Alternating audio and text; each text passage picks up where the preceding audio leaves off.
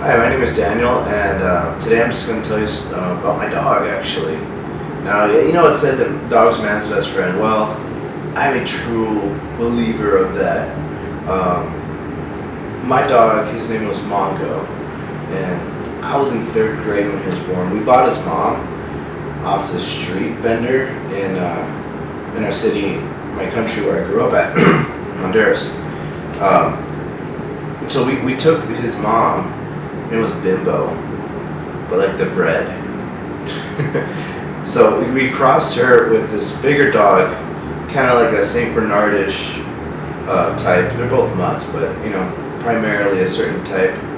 And we called the dad Charlie. And so we had Bimbo, and you know, she did her thing with Charlie. But and as a result, we got a litter of 6 puppies. And it was the coolest thing ever because, you know, I was in third grade and we had puppies being born in our chimney. Now, why we have a chimney in a tropical country, I don't know. But we put it to good use that year.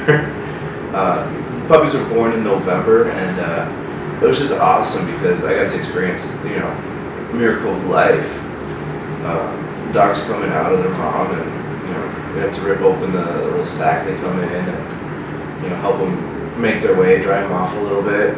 It was really quite the experience, and I'll never forget it.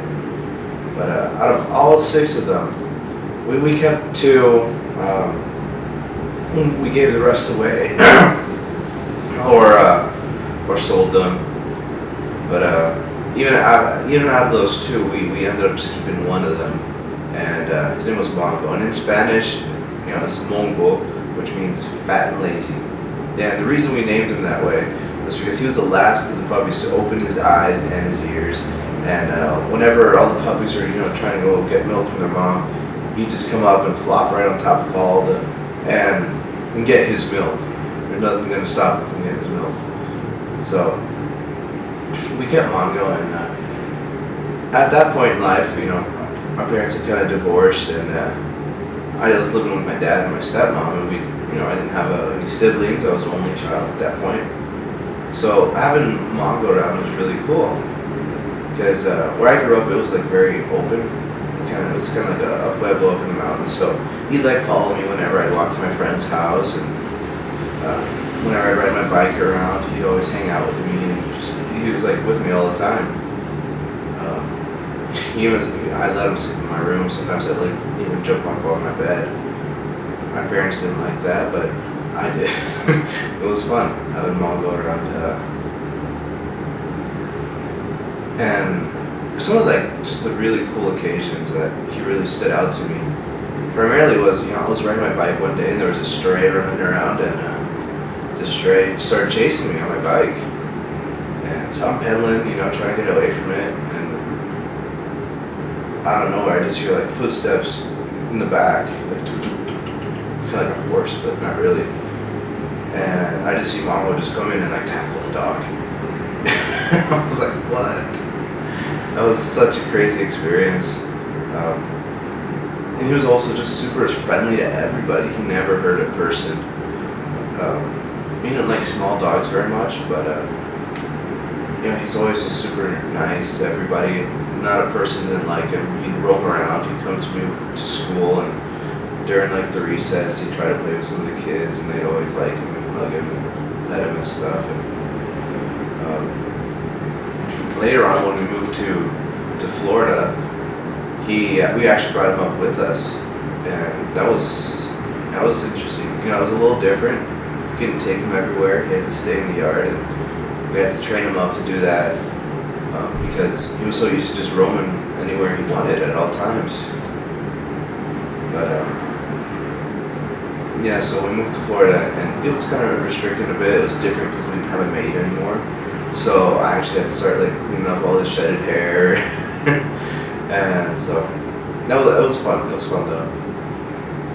And yeah, same thing in Florida though. All my friends would come over. They all loved him. Not a person didn't like him. We called him the moving rug.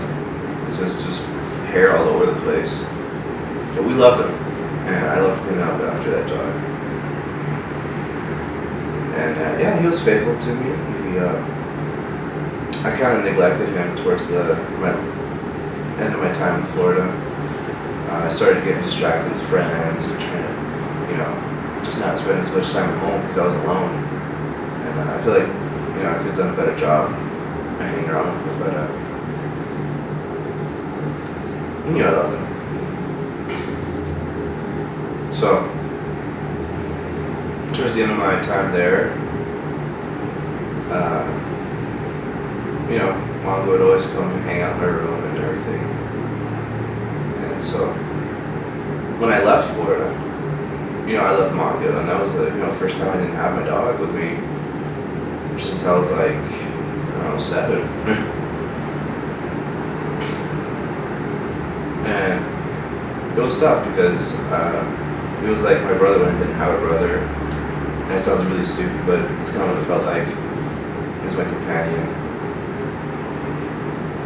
And about a year into me leaving Florida, my stepmom let me know that they were actually going to have to put him down because his stomach flipped over a couple times. Not consecutively, but they fix it and then it would happen again, and fix it and it happened again. And, he was getting old and withered, and it was just, they decided to put him down, which sucked. But what really made me know that he really loved me and that he really understood was that she let me know, and she even took pictures of it, that towards the end of his days he wouldn't leave my room from the house in Florida. That's where he slept and that's where he ate, and she said that he wouldn't leave that room. And so he did die, and it was the first real loss I had to walk through. I've had to lose family members since then, but at that time I hadn't, and it was just really, really sad for me. And I still think about him quite often. He was just such a good dog, and so I'm gonna charge you guys with if you do have a pet, don't take it for granted. I didn't take it for granted, but just spend quality time with it, love them. They truly, I feel like dogs are a great example of God's love towards us. It sounds really weird, but you can get mad at the dog and he'll always come back, and he'll always love you no matter what. They can tell when you're sad and they'll start licking your face. So if you love them, they'll love you right. Love your dogs.